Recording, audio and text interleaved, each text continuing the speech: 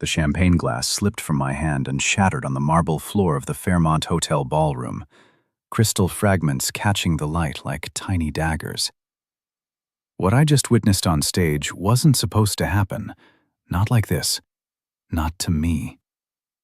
My name is Alan Foster, and until 3 minutes ago, I thought I was attending my wife's corporate gala as her supportive husband. Now I'm standing in a room full of 200 people who just watched Madison's boss, CEO David Cross, get down on one knee and ask her to dump that broke, useless husband and marry a real man. The crowd erupted in laughter and applause. Madison, my wife of 12 years, looked directly at me across the room, smiled that cold smile I'd been seeing more often lately, and said yes into the microphone. "Ladies and gentlemen," David announced, pulling Madison close, "I give you the future Mrs. Cross." Finally free from dead weight. More laughter, more applause. I felt every eye in the room on me, waiting for my reaction. The corporate gossip crew, Madison's friends Jessica, Tanya, and Priya, were practically cackling near the bar. "At least he can code her out of his life now," Jessica shouted, causing another wave of laughter. I stood there, outwardly calm, inwardly cataloging every face, every laugh, every cruel comment. You see, these people had made one crucial mistake. They assumed I was broke because I'd been unemployed for 2 years. They assumed Madison was the breadwinner with her VP salary. They had no idea that the broke, useless husband was the silent majority shareholder in Cross Industries, the very company paying for this lavish gala. They didn't know about the $357 million in assets I'd accumulated from selling my IT startup, money I'd quietly invested through shell companies and trusts. I walked calmly toward the exit, ignoring the whispers and pointed fingers. Madison didn't even look my way as I left. She was too busy showing off her new engagement ring to her giggling friends. The valet brought my Tesla around. As I drove through the snowy Chicago streets toward my penthouse, I made a single phone call. "Rick, it's Alan. Remember that conversation we had about what I'd do if Madison ever crossed the line? Well, she just p-vaulted over it." Rick Martinez had been my best friend since college. An ex-cop turned private investigator with a dry sense of humor and flexible morals. "What do you need?" "Everything. Financial records, phone logs, hotel receipts. I want to know how long this has been going on and who else knew about it." "Consider it done. What's your timeline? Fast?" "I'm pulling the trigger tonight on something that's going to make tomorrow very interesting for everyone at that gala." I hung up and pulled into my building's garage. Tony, the night doorman, greeted me with his usual nod. Tony was a former Marine who'd seen everything and judged nothing, which made him perfect for what was coming. "Evening, Mr. Foster. How was the party?" "Educational, Tony. Very educational." I took the elevator to the 40th floor, walked into my minimalist penthouse with its wall of screens and smart home systems, and got to work. First, I accessed my secure banking portal and began transferring assets. Joint accounts became individual accounts. Investment portfolios shifted ownership. The shell companies I'd used to hide my wealth began executing predetermined sell orders. By midnight, I had effectively withdrawn $357 million from Cross Industries and its subsidiary investments. Madison's company, where David was CEO, would wake up to a stock price in free fall and a liquidity crisis that would make tomorrow's business news very entertaining. My phone started ringing at 12:47 a.m. Madison's ringtone, Gold Digger by Kanye West, which I'd programmed months ago as a private joke. I let it go to voicemail. Then it rang again and again. By 1 a.m., I had 17 missed calls from Madison, 12 from David, and 6 from various Cross Industries board members who were apparently working very late tonight. I poured myself a glass of Macallan 25 and watched the chaos unfold on my screens. My trading algorithms were executing beautifully. Cross Industry stock was down 18% in after-hours trading.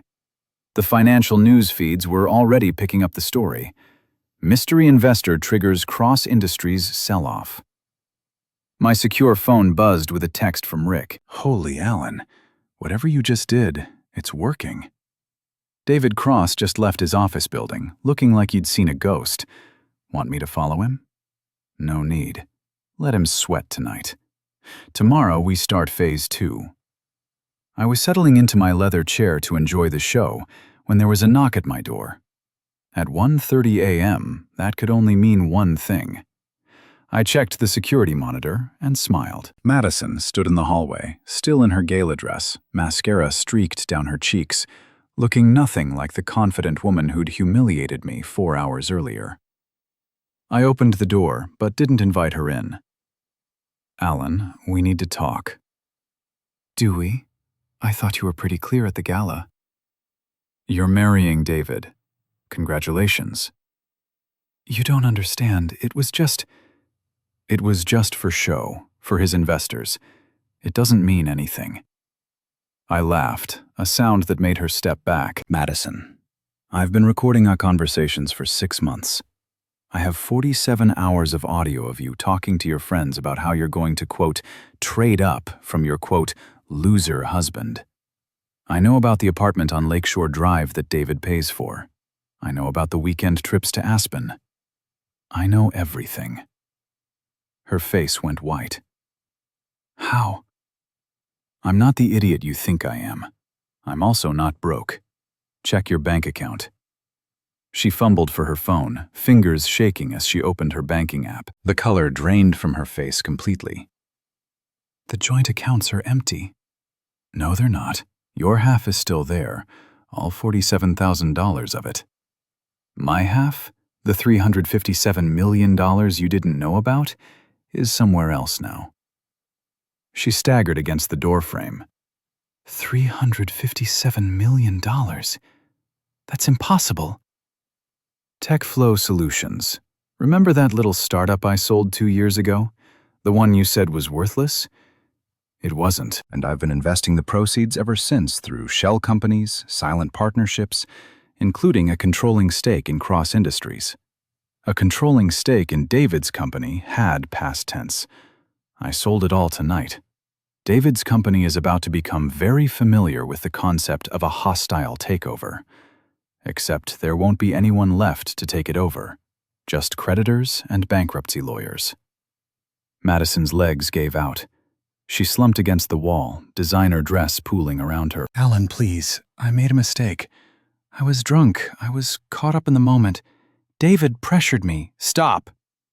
My voice cut through her pleading like a blade. You humiliated me in front of 200 people. You let your friends mock me. You announced your engagement to another man while you were still wearing my wedding ring. She looked down at her hand where my grandmother's diamonds still glittered. You can keep the ring, I said. Consider it a parting gift. You're going to need something to pawn when David realizes he can't afford to keep you anymore. I stepped back into my apartment and started to close the door. This isn't over, Alan, she screamed, her composure finally cracking completely. I'll ruin you. I'll take everything. I paused in the doorway and smiled. You already tried to take everything, Madison. The difference is, I'm actually capable of following through. I closed the door and activated the security system. Through the monitor, I watched her pound on the door for 30 seconds before giving up and stumbling toward the elevator. My phone buzzed with another text from Rick. Phase 2 starts tomorrow. Phase 2 starts now, I replied. Meet me at the office at 6 a.m. Bring coffee and everything you can find on David Cross's financial dealings. The real ones, not the ones his accountants know about. I walked to my window and looked out over the Chicago skyline. Somewhere out there, Madison was probably calling David, crying about what had just happened. Somewhere else, David was probably staring at financial reports and realizing that his company was about to collapse. But this was just the beginning. They'd humiliated me publicly, thinking I was powerless to fight back. They were about to learn that the quiet, unassuming husband they'd dismissed was actually the most dangerous kind of enemy. One with unlimited resources, no moral constraints, and absolutely nothing left to lose. I raised my glass of Macallan toward the window. Here's to new beginnings. I woke up at 5 a.m. to the sound of my phone buzzing like an angry wasp. 17 new voicemails, 43 text messages, and 12 missed calls from various numbers I recognized from Madison's contact list. Word was spreading fast through her social circle. The first voicemail was from Madison, recorded at 3:17 a.m. "Alan, I know you're angry, but this is insane. You can't just destroy David's company because you're jealous. Call me back. We can work this out." The second was from David himself. "Foster, I don't know what game you're playing, but you're messing with forces beyond your understanding. Cross Industries has lawyers who will bury you so deep you'll need a mining crew to find daylight." I deleted them all without listening to the rest and headed to my home office to check the overnight damage. It was beautiful. Cross Industries had opened down 27%.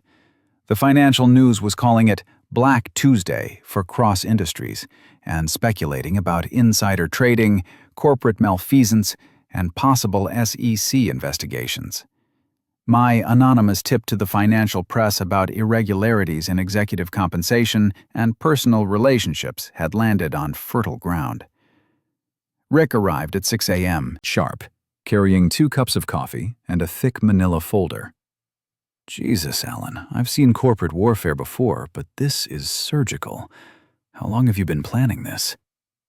6 months of preparation, but I've been thinking about it for 2 years. Ever since I realized Madison saw me as a temporary inconvenience rather than a husband. Rick opened his folder and spread photos across my dining table. Madison and David at a restaurant. Madison and David entering a hotel. Madison and David shopping for jewelry. Apparently, my replacement ring wasn't a spur-of-the-moment purchase. "The affair has been going on for 8 months, Rick said. But here's the interesting part. It's not just personal. Look at this." He handed me a bank statement. David's been funneling company money into a personal account. Small amounts, but consistent. About $50,000 a month for the past year. Embezzlement. That's what it looks like. And here's the kicker. Madison knew about it. I found emails between them discussing how to hide the transfers. I studied the documents. This was even better than I'd hoped. So, when David goes down, he takes Madison with him, potentially. But Alan, you need to be careful. These people are desperate now, and desperate people do stupid things. As if summoned by his words, my intercom buzzed. Tony's voice crackled through. "Mr. Foster, there's a Mrs. Foster here demanding to see you. She's pretty worked up." "Send her away, Tony. She says she's not leaving until you talk to her. She's making a scene in the lobby." I looked at Rick, who shrugged. Might as well get it over with. Send her up. Madison arrived looking like she hadn't slept. Her hair was disheveled, her makeup smeared, and she was wearing the same dress from the gala. She pushed past me into the apartment, then stopped short when she saw Rick. What's he doing here? Rick's helping me with some research. You remember Rick, don't you? He was at our wedding, sat at table 6 with the other friends you've been bad-mouthing for months. She turned on me, eyes blazing. You can't do this, Alan. You can't destroy innocent people because you're having a tantrum. Innocent? I laughed. Madison, you've been stealing from your own company to fund your affair. That's not innocent. That's felony embezzlement. Her face went white. I don't know what you're talking about. Rick slid a bank statement across the table. $50,000 a month for 12 months, transferred from Cross Industries' Executive Discretionary Fund to David's personal account, then immediately transferred to an account in your name. We have the paper trail. Madison sank into a chair, the fight going out of her. It wasn't stealing. David said it was part of executive compensation. Perfectly legal. Maybe, I said. But it's going to be hard to explain to the SEC when they start investigating. And they will start investigating. because I'm going to make sure of it. You're bluffing. I picked up my phone and dialed a number. SEC tip line. I'd like to report suspicious financial activity at Cross Industries, executive embezzlement, and possible securities fraud. Madison lunged for the phone, but Rick caught her wrist. I wouldn't, he said quietly. I gave the SEC operator David's name, the account numbers Rick had found, and a detailed summary of the financial irregularities. The whole conversation took 5 minutes. When I hung up, Madison was crying. Why are you doing this to me? I loved you once. Once. Past tense. But you humiliated me in front of 200 people. Madison, you announced your engagement to another man while you were still married to me. Did you think there wouldn't be consequences? It was a mistake. I was drunk. I was caught up in the moment. You were sober when you signed the lease on that Lakeshore Drive apartment. You were sober when you opened that bank account. You were sober when you told Jessica that you were trading up from dead weight. She looked up sharply. You were listening to my phone calls. I didn't have to. Jessica told me herself last week at Starbucks. Thought it was hilarious that you were planning to divorce me after the gala. Said you'd been planning it for months. That was a lie. But Madison's expression told me it was close enough to the truth. Get out, I said. Go home, pack your things, and find somewhere else to live. The penthouse is in my name only. You have until Friday. This is my home too. No, it's not. Check the deed. Check the mortgage. Check the insurance. Your name isn't on any of it. Rick handed her another document. Prenuptial agreement, page 7. In case of adultery, the injured party retains all separate property. Alan's very good at planning ahead. Madison stared at the document like it was written in a foreign language. I never signed this. Yes, you did. Right before our wedding. You said you didn't need to read it because you'd never cheat on me. I smiled. Oops. She stood up unsteadily. My lawyer will fight this. With what money? Your legal fees are going to be pretty steep once the criminal charges start flying. I hope David's planning to help with that because I'm certainly not. She walked toward the door, then turned back. I know you, Alan. You're not this cruel. This isn't you. You're right. The old me would have forgiven you, would have tried to work things out, would have let you walk all over me for the sake of our marriage. But the old me died last night when you said yes to David's proposal. The new me is someone you've never met before. After she left, Rick poured himself another cup of coffee and studied my face. You okay? That was pretty brutal. I'm fine. Better than fine, actually. For the first time in months, I feel like myself again. My phone buzzed with a text from Tony. Mr. Foster, there's a guy in a suit down here asking questions about you. Says he's from Cross Industries legal department. Want me to tell him you're not available? I showed the text to Rick, who grinned. They're moving fast. Let them. By the time their lawyers figure out what's happening, it'll be too late to stop it. I walked to my window and looked down at the street 40 floors below. A black sedan was parked across from my building, engine running. As I watched, Madison emerged from the building and got into the passenger seat. The sedan pulled away into traffic. Rick, I want you to follow that car. Find out where they're going, who they're meeting with. Document everything. You think they're planning something? I know they are. Madison's not the type to accept defeat gracefully, and David's ego won't let him go down without a fight.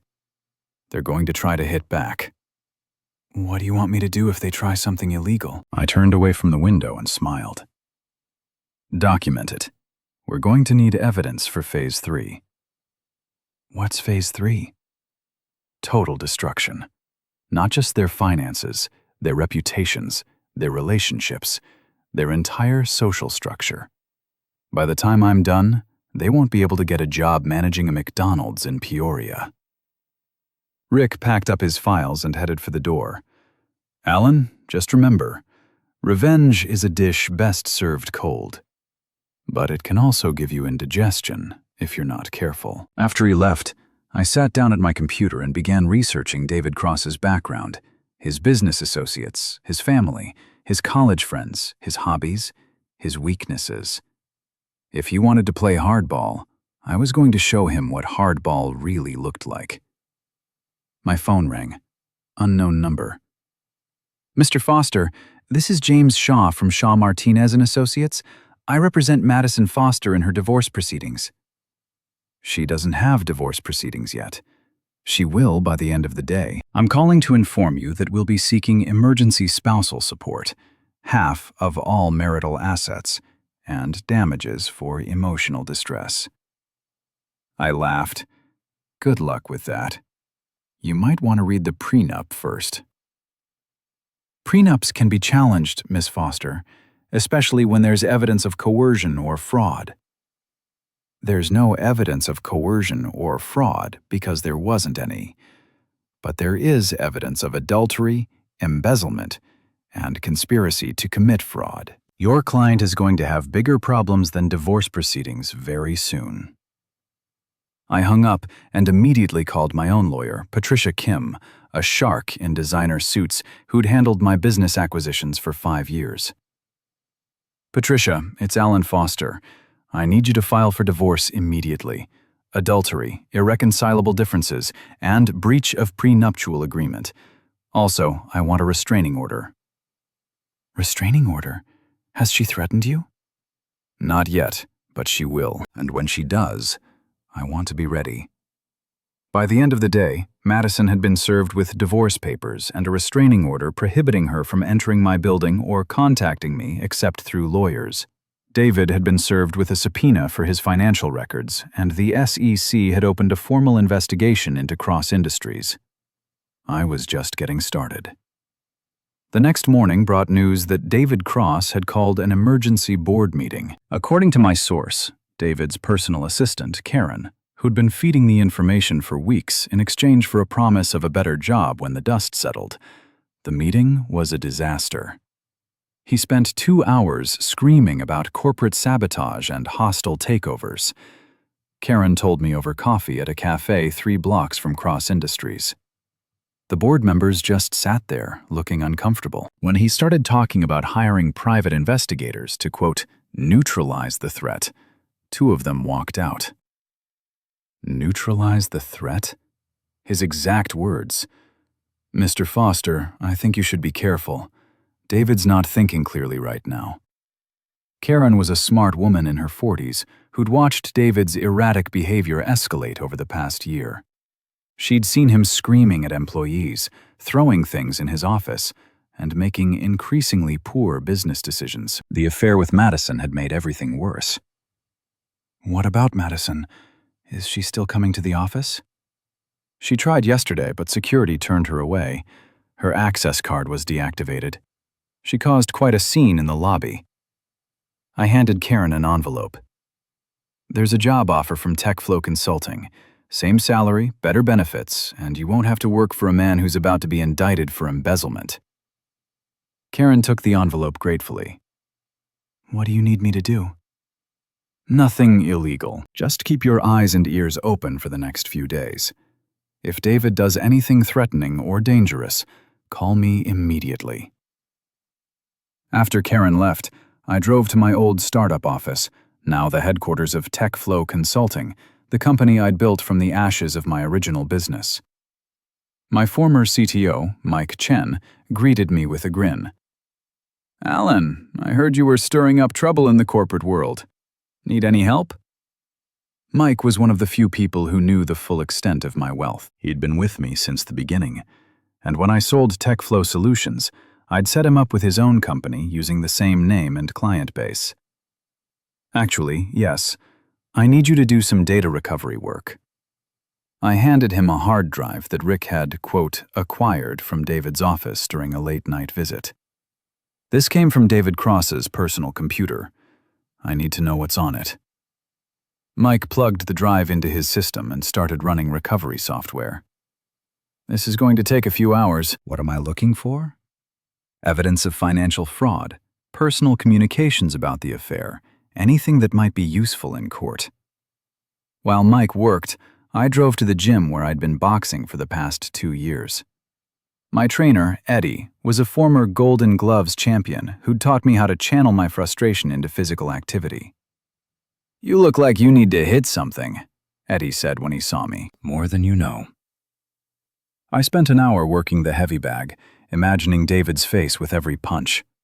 The physical exertion helped clear my head and focus my thoughts. When I was done, I felt calm and centered for the first time in days. As I was leaving the gym, I ran into someone I hadn't expected to see: David Cross. He was standing by my car in the parking lot, looking like he hadn't slept in days. His usually perfect hair was disheveled, his expensive suit was wrinkled, and there were dark circles under his eyes. "We need to talk," he said. "No, we don't." I moved toward my car, but he stepped in front of me. "You're destroying innocent people, Foster. Madison doesn't deserve this." "Madison made her choice. So did you."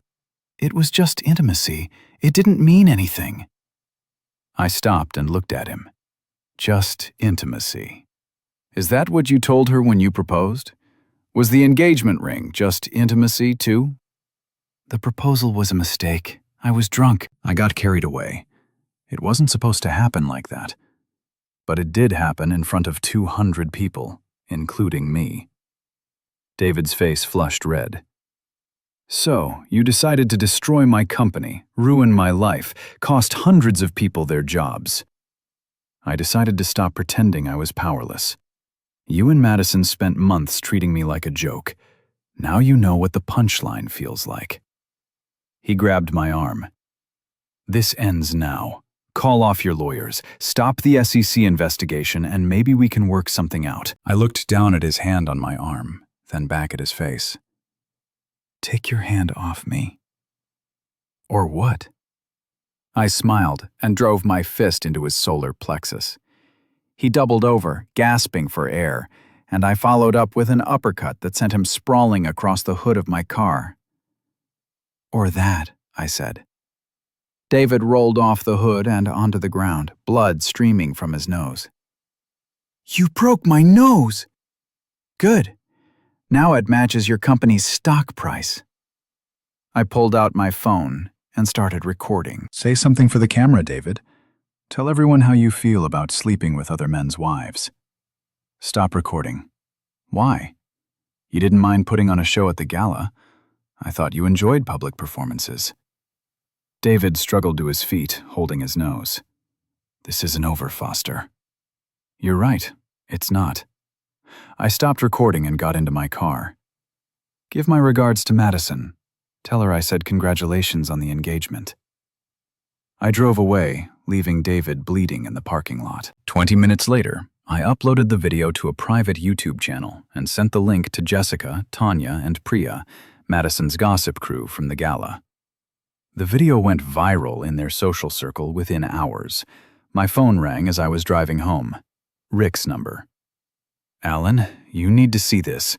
Madison and David just left a law office downtown, Shaw Martinez and Associates. They were inside for 2 hours." "That's Madison's divorce lawyer." "Not just divorce. I did some digging on James Shaw. He specializes in asset forfeiture and criminal defense. They're not just planning to divorce you, they're planning to have you arrested." "On what charges?" "I don't know yet, but Shaw's got connections with the DA's office. If they can manufacture evidence of corporate fraud or insider trading, they might be able to freeze your assets while the investigation proceeds." I pulled over and thought about this. It was actually a smart move. If they could tie up my money in legal proceedings, they'd level the playing field and buy themselves time to regroup. "Rick, I need you to do something for me. Contact Patricia Kim and tell her to transfer all of my liquid assets to offshore accounts immediately. If they want to play dirty, I'll show them what dirty really looks like." "Are you sure about this? Once you start moving money offshore, there's no going back. The feds will assume you're guilty of something." "Let them assume. By the time they figure out what's really happening, it'll be too late." I hung up and drove home, already planning my next move. If Madison and David wanted to escalate this into a legal war, I was happy to oblige. But they'd made one crucial mistake. They assumed I was playing by the same rules they were. I wasn't. When I got home, Tony was waiting for me in the lobby with a concerned expression. "Mr. Foster, there were some men here asking questions about you." Said they were from the police, but they didn't show badges when I asked. "What kind of questions?" "About your schedule, your visitors, your financial situation." I told them I don't discuss residence with strangers, but they seemed very interested in your business activities. I handed Tony a business card. "If anyone else comes around asking questions, call this number immediately. Don't talk to anyone without a lawyer present." "Are you in some kind of trouble, Mr. Foster?" "Nothing I can't handle, Tony. But things might get a little complicated around here for the next few weeks." I took the elevator up to my penthouse and immediately activated my security system's recording function. If Madison and David were planning to frame me for something, I wanted documentation of everything that happened in my home. My phone buzzed with a text from Mike. "Data recovery complete. You need to see this immediately." I drove back to Mike's office where he handed me a thick folder of printed documents. "Alan, this is bigger than embezzlement. David Cross has been running a Ponzi scheme through Cross Industries for the past 18 months. He's been using new investor money to pay returns to existing investors while siphoning millions into personal accounts." I flipped through the documents. Bank transfers, falsified financial statements, emails discussing how to hide the missing money. It was a federal crime that could put David in prison for 20 years. There's more. Mike said Madison wasn't just sleeping with him. She was helping him cook the books. Her signature is on half of these fraudulent documents. I sat down heavily in Mike's chair. This changed everything. Madison and David weren't just adulterers and embezzlers. They were major financial criminals who had stolen millions from investors. "Mike, make copies of everything and put the originals in a safe deposit box. Then call the FBI." "The FBI? This is way beyond SEC jurisdiction. Now we're talking about mail fraud, wire fraud, securities fraud, and conspiracy. They're both looking at decades in federal prison." As I drove home, I realized that my personal revenge had accidentally uncovered a much larger crime. Madison and David weren't just going to lose their reputations and their jobs. They were going to lose their freedom. But first, I had to make sure they didn't take me down with them. The FBI raid on Cross Industries happened at 6 a.m. on a Thursday. I watched it from my office window, drinking coffee and feeling a deep sense of satisfaction as federal agents carried boxes of evidence out of the building across the street. Karen called me 20 minutes later, breathless with excitement. "Mr. Foster, they arrested David right in his office, and they have a warrant for Madison, too." "Where is Madison?" "Nobody knows. She didn't come in yesterday, and her apartment is empty." The FBI agents seemed very interested in finding her. Madison was running.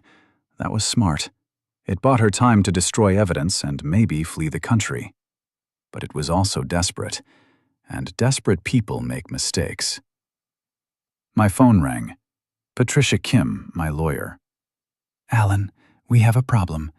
The FBI wants to interview you about your relationship with Cross Industries and your recent stock transactions." "When?" "This afternoon." "They're treating you as a witness right now, but that could change quickly if they think you were involved in the fraud." "I wasn't involved in any fraud, I know that, but you need to be careful. Your timing and pulling out of Cross Industries looks suspicious. The FBI might think you had inside information about the Ponzi scheme." I met with FBI agent Sarah Martinez at 2 p.m. in Patricia's office. Martinez was a sharp-eyed woman in her 40s who'd clearly done her homework on my financial dealings. "Mr. Foster, can you explain why you liquidated your position in Cross Industries on the same night your wife announced her engagement to David Cross?" I was angry. My wife humiliated me publicly, so I made an emotional financial decision. It wasn't based on any inside information about illegal activities. You liquidated $357 million in assets in a single night. That seems like an extreme emotional response. Patricia leaned forward. "My client's personal financial decisions aren't criminal." "Agent Martinez, He had every legal right to sell his investments. Of course, but the timing is interesting. Mr. Foster, were you aware that your wife was involved in falsifying financial documents across industries? I suspected she was having an affair, but I had no knowledge of any financial crimes until my private investigator discovered evidence of embezzlement. I handed Agent Martinez a copy of the bank statements Rick had found. This is what I knew about: small-scale embezzlement to fund their affair. I had no idea about the larger Ponzi scheme. Agent Martinez studied the documents. When did you first become aware of these transfers? 3 days ago. I immediately reported it to the SEC. And you hired a private investigator to follow your wife to document her adultery for divorce proceedings? The financial crimes were an unexpected discovery. The interview lasted 2 hours. Agent Martinez was thorough, but not hostile, and by the end, I got the impression that she believed my story. The FBI was focused on David and Madison, not on me. After the FBI left, Patricia poured herself a drink. You're in the clear for now, but stay available. They might have more questions as the investigation develops. What about Madison? Any word on where she is? Officially, no. Unofficially, there are reports that she tried to board a flight to Switzerland yesterday, but was turned away at the gate. Her passport has been flagged. I drove home through downtown Chicago, passing the Cross Industries building where news vans were parked and reporters were doing live broadcasts about the corporate fraud scandal. The local news was calling it the biggest financial crime in Chicago history. My phone buzzed with a text from an unknown number. You destroyed everything I cared about. Now I'm going to destroy you. Madison was making threats now. That was a mistake. It gave me legal ammunition and suggested she was getting desperate.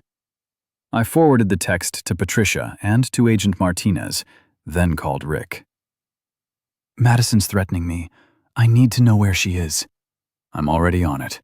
She's staying at a motel on the south side under a fake name. But Alan, she's not alone. David made bail this morning, and they're together. David made bail? I thought federal fraud charges weren't bailable. His lawyer argued that he wasn't a flight risk because his passport was confiscated. The judge set bail at $5 million. Where did he get $5 million? That's what I'm trying to figure out. His known assets were frozen, but somehow he came up with the money. I thought about this. David was broke. His company was destroyed, and his personal accounts were frozen. But someone had posted $5 million to get him out of jail. Someone with deep pockets and a vested interest in keeping him free. Rick, I want you to find out who posted his bail, and I want surveillance on that motel. If Madison and David are planning something, I want to know about it before they act. That evening, I attended a charity dinner at the Palmer House Hotel. It was a social event I'd committed to months earlier before my life imploded, but I decided to go anyway. I wanted to see how Chicago's social elite would react to the scandal. The reaction was immediate and brutal. Conversation stopped when I entered the room. People stared, whispered, and pointed. I was no longer Alan Foster, the quiet tech entrepreneur. I was Alan Foster, the man whose wife had been arrested for federal fraud. Jessica, Tanya, and Priya were at a table near the bar, and they made no effort to hide their hostility when they saw me. Look who decided to show his face, Jessica said, loudly enough for nearby tables to hear. The man who destroyed Madison's life because he couldn't handle being dumped. I walked over to their table and smiled. Hello, ladies. How are you enjoying the charity dinner? I hope you're donating generously to help victims of financial fraud. You're not funny, Alan, Tanya said. Madison is facing 20 years in prison because of you. Madison is facing 20 years in prison because she helped David Cross steal millions of dollars from investors. I didn't make her commit federal crimes. She was manipulated. Priya stood up, swaying slightly from too much wine. David took advantage of her. Is that what she told you? That she was a victim? I pulled out my phone and showed them a photo Rick had taken of Madison and David at a restaurant 6 months earlier. This was taken before the Ponzi scheme started. They were planning this together from the beginning. The three women stared at the photo. In it, Madison and David were clearly intimate, holding hands across the table and looking very much like co-conspirators. "You hired someone to spy on her," Jessica said. "That's sick." "I hired someone to document her adultery. The criminal conspiracy was a bonus." I put my phone away and looked at each of them. "You ladies spent months mocking me, calling me useless, laughing about how Madison was going to trade up from her loser husband. How does it feel to know you were cheering for a federal criminal?" Tanya threw her wine in my face. The red liquid splashed across my shirt and dripped onto the floor, causing a scene that drew the attention of everyone in the room. "Feel better?" I asked, wiping wine from my face with a napkin. "You deserve worse than that," Tanya said. "Maybe, but at least I'm not going to prison." I walked away, leaving them to explain to the other guests why they'd just assaulted someone at a charity dinner. The incident would be all over Chicago's social media by morning, further cementing my reputation as the wronged husband who'd exposed a massive fraud. When I got home, Tony met me in the lobby with a concerned expression. "Mr. Foster, there was a woman here earlier trying to get up to your apartment. She claimed to be your wife, but when I asked for ID, she ran." "What did she look like?" "Blonde, about 5'6", wearing a baseball cap and sunglasses. She seemed nervous, kept looking over her shoulder." Madison had tried to get into my apartment. That was either very brave or very stupid, considering she was a federal fugitive with an outstanding warrant. I took the elevator to my penthouse and immediately checked my security system. The cameras had recorded Madison in the lobby at 3:47 p.m., just as Tony described. But they'd also recorded something else. A man in a dark jacket following her at a distance. David was with her, staying out of sight, but close enough to help if needed. They were working together, planning something that required access to my apartment. I called Rick and sent him the security footage. They're planning to break in tonight, probably. I need backup. I'll be there in 20 minutes, but Alan, if they're desperate enough to commit breaking and entering, they might be desperate enough to do something violent. Let them come. I'm ready.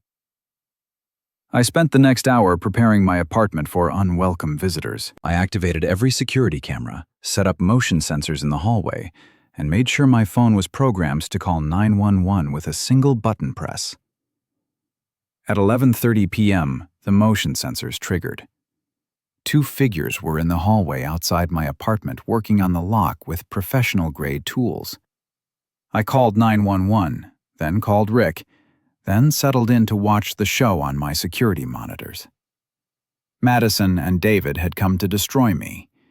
Instead, they were about to destroy themselves. The lockpicking took them 12 minutes. I watched on my security monitors as Madison and David worked quietly in the hallway, their faces illuminated by the green glow of the emergency exit sign. David was doing the technical work while Madison acted as lookout, both of them clearly nervous but determined. When they finally got the door open, they stepped into my apartment and immediately triggered the motion-activated lights I'd programmed to flash in a strobing pattern. The effect was disorienting, exactly what I'd intended. "What the hell?" David stumbled backward, shielding his eyes from the pulsing lights. I stepped out of the kitchen where I'd been waiting and smiled. "Welcome to my home." I wasn't expecting visitors, but I prepared anyway. Madison spun around, her face pale in the flickering light. "Alan, we need to talk." "No, we don't. What we need is for you to explain to the police why you just broke into my apartment." "The police?" David looked around frantically. "You called the cops?" 15 minutes ago. They should be here any moment." That was a lie. I'd told the 911 operator it was a non-emergency situation and asked them to respond quietly. I wanted time to have a conversation with my uninvited guests before the authorities arrived. Madison stepped forward, her hands raised peacefully. Alan, please. I know you're angry, but we can work this out. I made mistakes, but I don't deserve to go to prison for 20 years. You stole millions of dollars from investors, Madison. Some of those people lost their retirement savings because of you and David. I didn't know what David was doing. He told you the transfers were legal. I laughed. Madison, I have your emails. You knew exactly what you were doing. You helped him create fake financial statements. You signed fraudulent documents. And you personally moved money between accounts. You weren't a victim. You were a co-conspirator. David moved to my left, trying to flank me. I kept both of them in my peripheral vision while staying close to the kitchen where I had several potential weapons within reach. Foster, you destroyed my company and my life because you couldn't handle losing your wife to a better man. David said, "This is all about your wounded ego." My wounded ego? David? You proposed to my wife at a corporate gala in front of 200 people. You called me broke and useless. You humiliated me publicly and then expected me to just take it quietly. So you decided to ruin us both. I decided to stop being a victim. The financial crimes were your choice, not mine.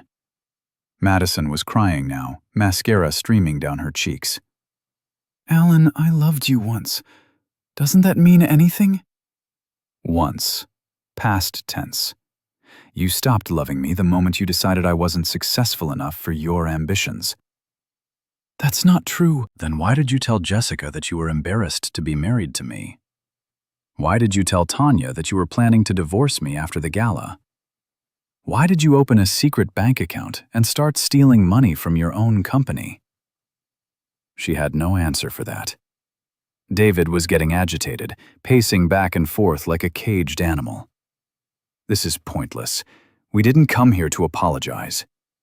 Then why did you come here? To make you an offer. Madison said, "We have evidence that you manipulated cross-industry stock prices through insider trading. We can make that evidence disappear if you help us." I raised an eyebrow. Help you? How? Testify that I was coerced by David? Say that he threatened me, forced me to sign documents I didn't understand, help me get a reduced sentence? And what do I get in return? David pulled a manila envelope from his jacket. These are copies of your trading records manipulated to show that you had advanced knowledge of the Ponzi scheme. If we give these to the FBI, you'll be charged as a co-conspirator. I took the envelope and examined the documents. They were good professional forgeries that would be difficult to disprove without extensive forensic accounting. You're trying to blackmail me. We're trying to survive, Madison said. David has connections in the federal prison system. He says I won't last 6 months if I go in as a white-collar criminal. So, you want me to lie under oath to help you get a lighter sentence? Yes.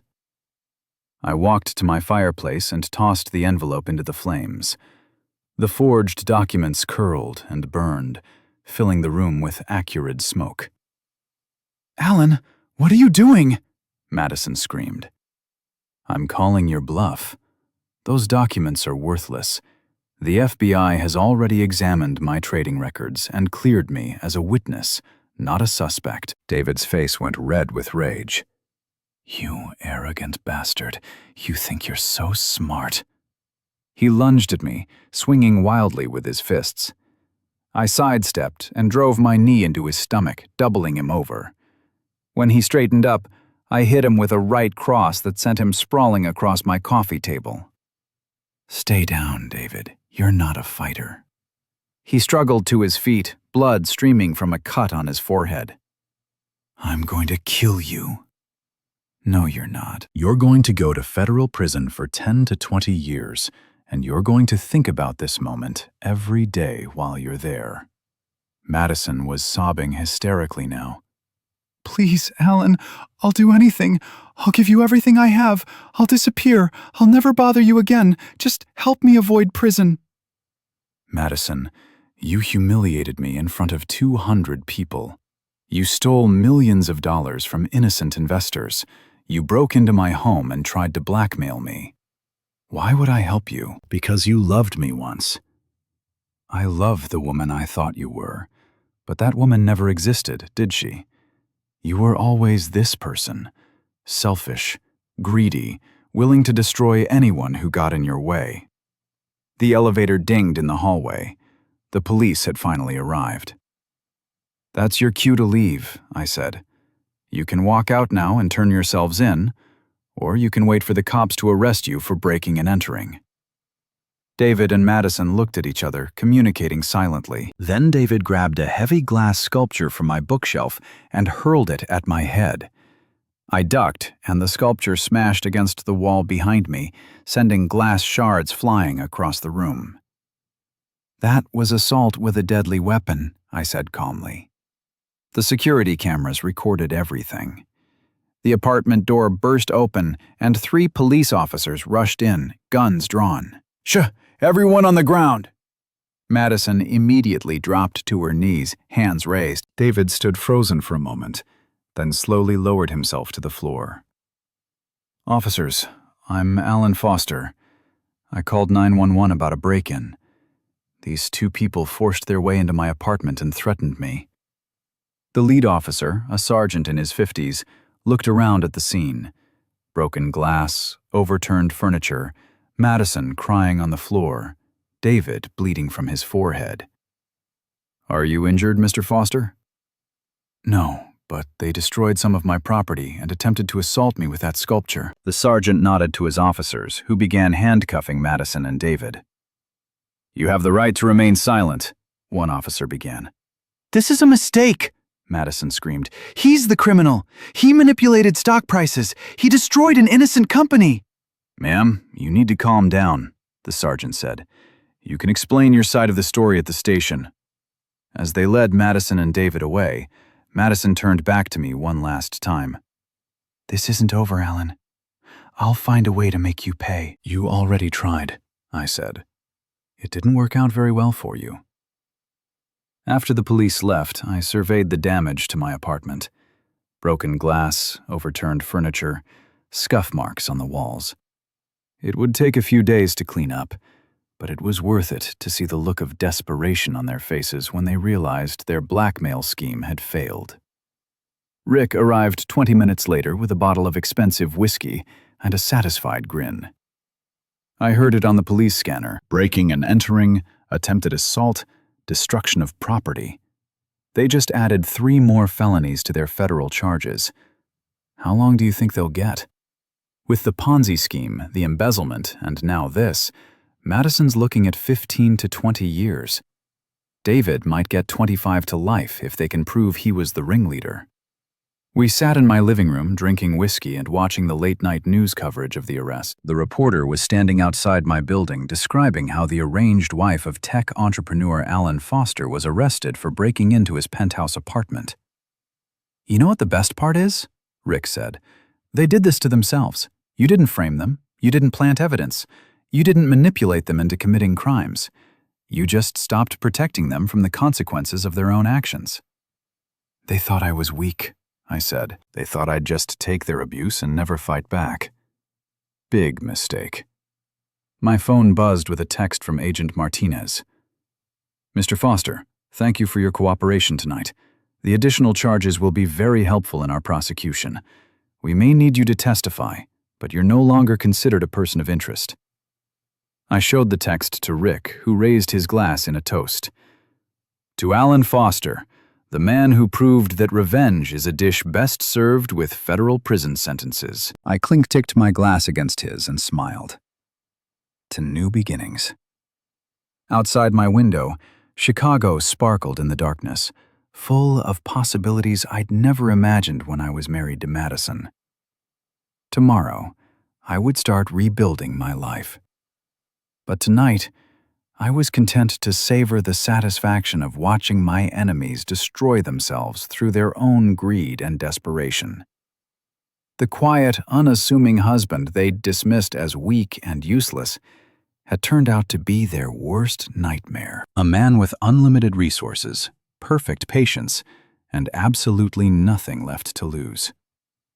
6 months later, I was sitting in the federal courthouse watching Madison and David receive their sentences.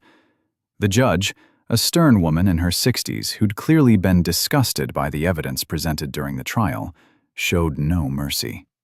"Mr. Cross, you orchestrated a sophisticated Ponzi scheme that defrauded investors of over $40 million. Your actions destroyed the retirement savings of dozens of families and caused immeasurable harm to the financial community. I sentence you to 25 years in federal prison." David's face went white. His lawyer had argued for 10 years, claiming cooperation with authorities and acceptance of responsibility. It hadn't worked. "Mrs. Foster, while you may have been initially manipulated by Mr. Cross, the evidence shows that you became a willing and enthusiastic participant in this criminal enterprise. Your betrayal of your fiduciary duties and your attempts to obstruct justice demonstrate a complete lack of remorse. I sentence you to 18 years in federal prison." Madison collapsed in her chair, sobbing uncontrollably. Her lawyer put a comforting hand on her shoulder, but there was nothing more he could do. I felt no satisfaction watching them receive their sentences. The anger that had driven me for months had burned itself out during the trial, replaced by a cold sense of justice finally being served. As the marshals led them away in shackles, Madison looked back at me one last time. Her face was streaked with tears, her hair disheveled, her expensive clothes replaced by an orange jumpsuit. She mouthed the words, "I'm sorry." But I felt nothing. Outside the courthouse, reporters surrounded me with cameras and microphones. "Mr. Foster, how do you feel about your ex-wife's sentence?" "Justice has been served. The victims of their crimes can finally have some closure." "Do you think the sentences were appropriate?" "That's not for me to decide. The judge heard all the evidence and made her decision based on the law." "What's next for you?" I looked up at the Chicago skyline where construction cranes were building new towers that would reshape the city's future. "I'm moving forward, starting fresh, building something better." That evening, I had dinner with Rick at a restaurant overlooking Lake Michigan. The summer sun was setting over the water, painting the sky in brilliant shades of orange and red. "So, what's the plan now?" Rick asked. "You've got more money than you can spend in 10 lifetimes. No wife, no enemies. What does Alan Foster do for an encore?" "I've been thinking about that," I said. "I want to start a foundation, help victims of financial fraud, provide legal assistance for people who can't afford to fight back against corporate criminals. The Madison Foster Foundation for Fraud Victims." I laughed. I was thinking something more subtle. The Second Chance Foundation, maybe. "I like it. Very poetic." My phone buzzed with a text from Karen, David's former assistant who now worked for my consulting company. "Mr. Foster, there's a woman here who says she needs to speak with you urgently. She won't give her name, but she says it's about Madison." I showed the text to Rick, who frowned. "Madison's in federal prison. What could this be about?" "Only one way to find out." We drove to my office where Karen was waiting with a nervous-looking woman in her 30s. She had short brown hair, tired eyes, and the kind of haunted expression that comes from carrying a terrible secret. "Mr. Foster, my name is Lisa Chen. I was David Cross's accountant before the FBI investigation. What can I do for you, Miss Chen?" "There's something you need to know about Madison, something that didn't come out during the trial." She handed me a thick folder of documents. "Madison wasn't just helping David with the Ponzi scheme. She was planning to have you killed." I sat down heavily, the folder suddenly feeling like it weighed 1,000 pounds. Killed. She hired someone, a man named Vincent Torres. He's a professional, very expensive, very discreet. The plan was to make it look like a robbery gone wrong. Rick leaned forward. "How do you know this?" "I handled the payments." Madison thought she was being clever, routing the money through shell companies and offshore accounts. But I kept copies of everything. I opened the folder and found bank records, wire transfers, and email communications between Madison and Torres. The evidence was overwhelming.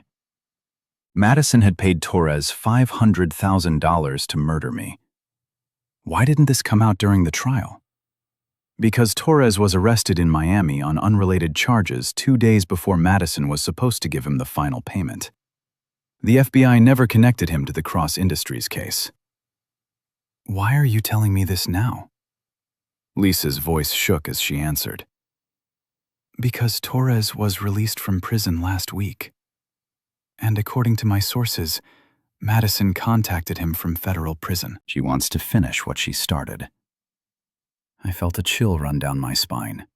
Even from behind bars, Madison was still trying to destroy me. What do you want me to do with this information? I asked. Take it to the FBI. Torres is a dangerous man with nothing to lose. If Madison's still paying him, he'll come after you. I called Agent Martinez, who arrived at my office within an hour. She studied the documents with growing alarm. Mr. Foster, this is credible evidence of a murder-for-hire conspiracy. We need to put you in protective custody immediately. For how long? Until we can arrest Torres and add these charges to Madison's case. I thought about this. Protective custody meant hiding, running, living in fear. It meant letting Madison win, even from prison. No, I said. I'm not going into hiding. Mr. Foster, this man is a professional killer. He's not going to give up just because you're prepared for him. Then let him come. But I'm not running. Agent Martinez tried to argue, but I'd made up my mind. I'd spent too many years being afraid of Madison's threats and manipulations. I wasn't going to start running now. That night, I returned to my penthouse and activated every security system I had. Motion sensors, cameras, alarms, reinforced doors, bulletproof windows. If Torres wanted to kill me, he'd have to work for it. Rick insisted on staying with me, along with 2 private security guards he'd hired. We turned my apartment into a fortress and waited. Torres made his move 3 days later. I was in my office at 2 a.m. working on plans for the Second Chance Foundation when the motion sensors detected movement in the hallway. The security cameras showed a man in black tactical gear moving with the fluid grace of a professional. He's here, I told Rick, who was monitoring the security feeds from the kitchen. I see him. He's good. Disabled the elevator cameras and the stairwell alarms, but he doesn't know about the backup systems. I called 911 and reported an armed intruder, then settled in to wait. Torres was methodical, taking his time to bypass each security measure. It took him 20 minutes to reach my front door. When he finally entered my apartment, he found me sitting in my living room, hands visible, no weapons in sight. Vincent Torres, I presume. He was a compact man in his 40s, with cold eyes and steady hands. His gun was pointed at my chest, finger on the trigger. Madison sends her regards, he said in a voice devoid of emotion. Madison's in federal prison. She can't afford to pay you anymore. She paid me enough up front. This is about professional reputation now. Your professional reputation is about to include killing an unarmed man in his own home while the police are on their way. Torres smiled. The police won't get here in time. Maybe not, but they'll get here eventually. And when they do, they'll find all the evidence they need to connect you to Madison's murder conspiracy. What evidence? I gestured toward the security cameras mounted throughout the room. Every word of this conversation is being recorded and transmitted to FBI servers in real time. Agent Martinez is probably watching us right now. Torres's confidence wavered slightly.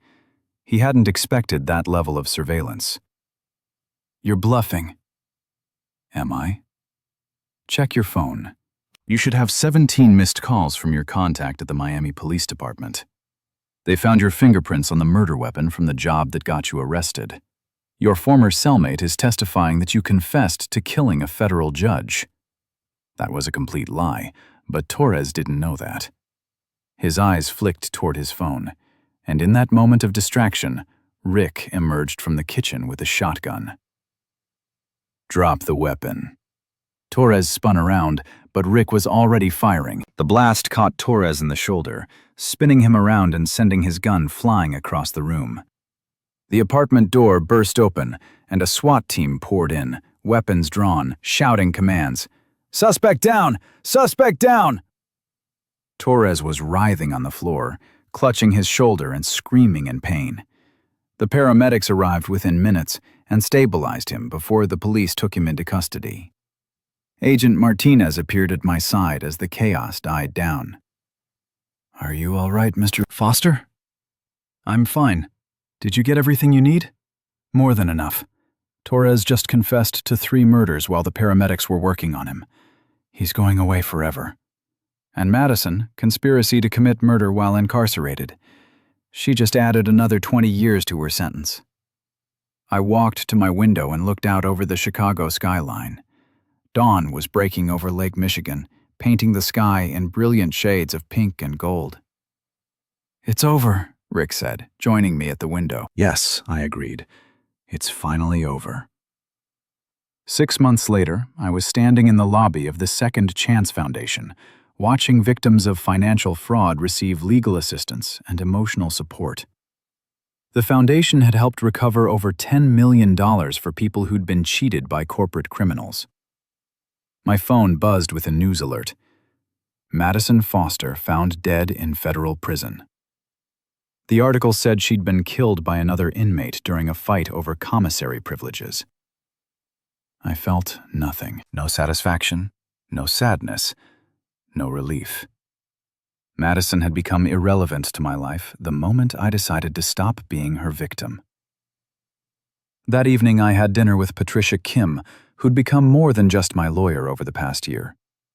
We talked about the foundation, about our plans for the future, about building something meaningful from the ashes of my old life. "Do you ever regret it?" she asked.